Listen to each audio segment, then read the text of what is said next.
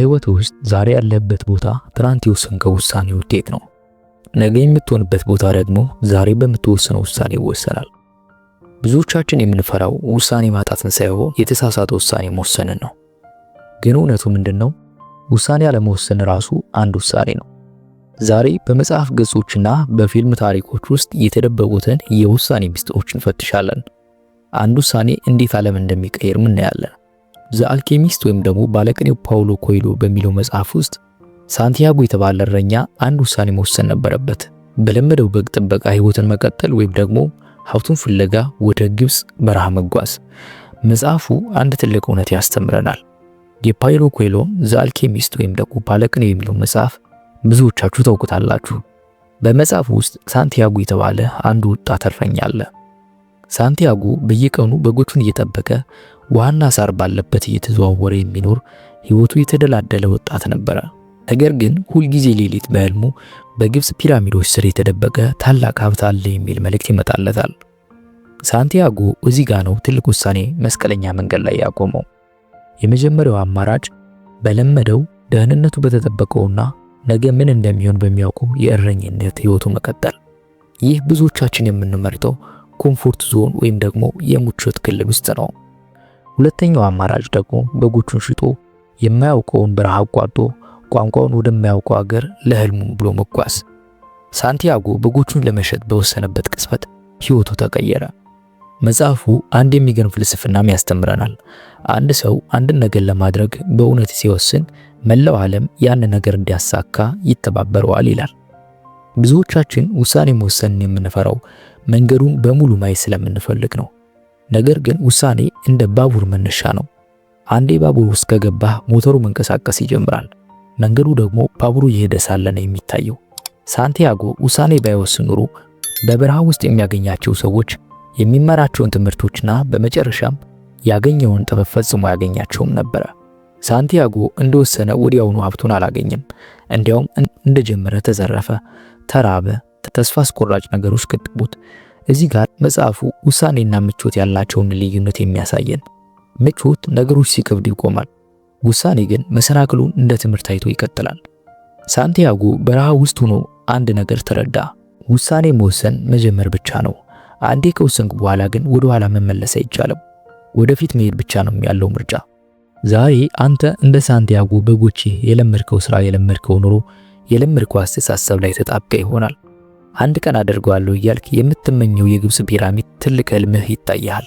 ነገር ግን በጎቼን ለመሸጥ የአሁኑን ምቾትህን ለመተው ካልወሰንክ በረሃው ልታውቀው አትችልም። ውሳኔ መወሰን ማለት ጀልባህን ከወደቡ መፍታት ማለት ነው። ወደቡ ላይ ከቆንኩ ማዕበል አይመታህም፣ ግን የትም አትደርስም። ለመድረስ ግን መፍታት መወሰንና መጓዝ አለብህ።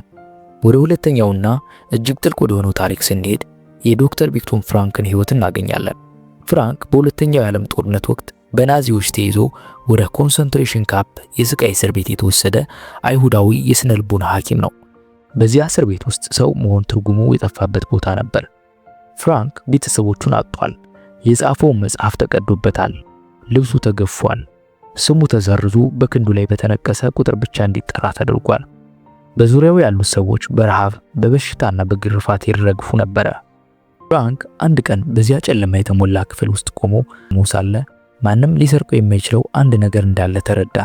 ጠባቂዎች ልብሱን ሲወስዱ ይችላሉ፣ ቤቱን ሊወስዱም ይችላሉ፣ የአካል ነፃነቱን ሊቀሙት ይችላሉ። ነገር ግን ለሚደርስበት መከራ የሚሰጠው ምላሽ የመወሰን ነፃነቱን ሊወስዱበት አይችሉም። ይህ የመጨረሻው የሰው ልጅ ነፃነት ዘ ላስት ኦፍ ዘ ሂውማን ፍሪደምስ ብሎ ጠራው። እስር ቤት ውስጥ ሁለት አይነት ሰዎች ነበሩ ይላል ፍራንክ። የመጀመሪያው ሁኔታው አስከፊ ስለሆነ ተስፋ ለመቁረጥ የወሰኑ። እነዚህ ሰዎች በትንሽ ቀን ውስጥ በበሽታ ወይም በድብርት ያልፋሉ። ሁለተኛ ደግሞ ነገ ለቤተሰብ ይተርፋለሁ ወይም ይህን ታሪክ ለዓለም አስተምራለሁ ብሎ ለመኖር የወሰኑ።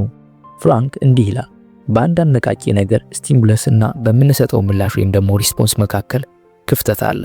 በዚያች ክፍተት ውስጥ ምላሾችን የመምረጥ ኃይላችን አለ። በዚያ ምርጫችን ውስጥ ደግሞ እድገታችንና ነፃነታችን ይገኛል ይላል። ብዙዎቻችን ውሳኔ መወሰን አልችልም የምንለው በሁኔታዎች ተጽዕኖ ስር ስንሆን ነው። ገንዘብ ስለሌለኝ ነው፣ ቤተሰቦቼ ስላልረዱኝ ነው፣ ኢኮኖሚው ስለወደቀ ነው እንላለን።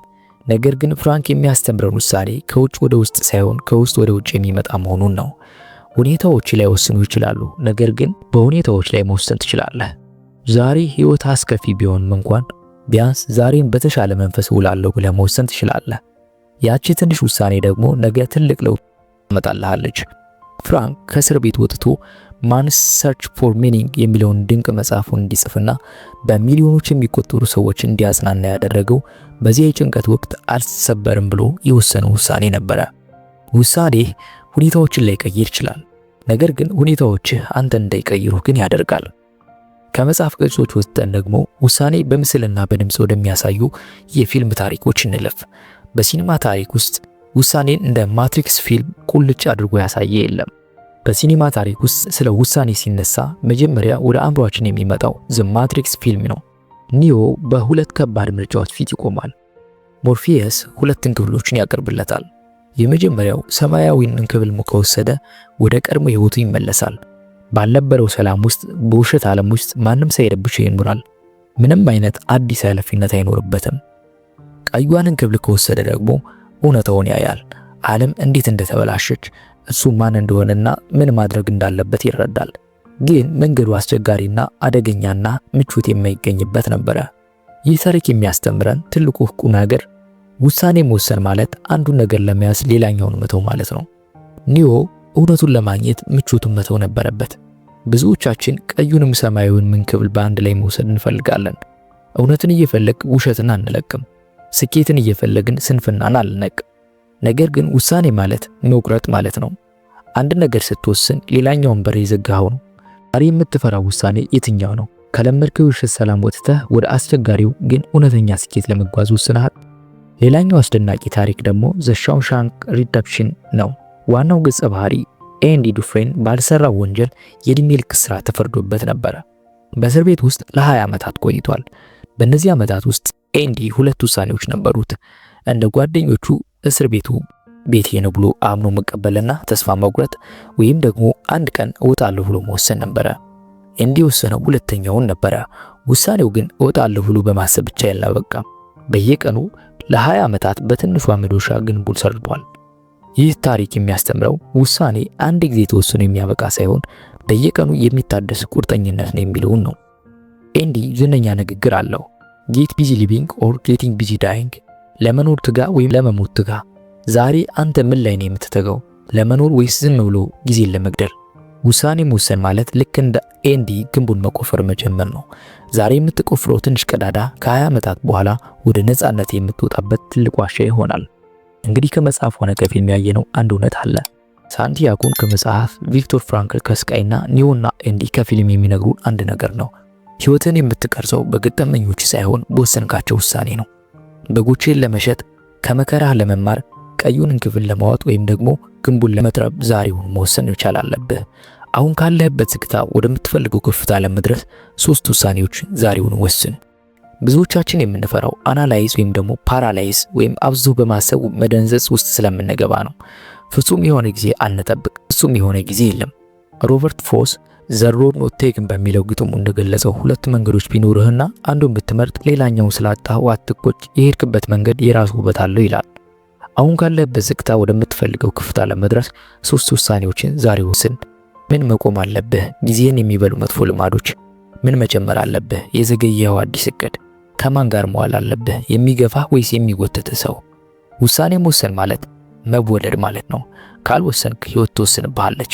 ኒውተን፣ ማንዴላ፣ ጆብስ ዛሬ በታሪክ የሚታወሱት አንድ ቀን እወስናለሁ ስላሉ ሳይሆን ዛሬ ወስኛለሁ ስላሉ ነው። ያንተስ ህይወት የሚቀየረው በየትኛው ውሳኔ ነው? ኮሜንት ላይ ዛሬ ወስኛለሁ ብላችሁ እንድትጽፉ። ይህ ቪዲዮ ከተመቻችሁ ላይክ እና ሰብስክራይብ በማድረግ ቤተሰብ ሁኑ። በሌላ ቪዲዮ እስክንገናኝ ሰላም ለኩልክሙ።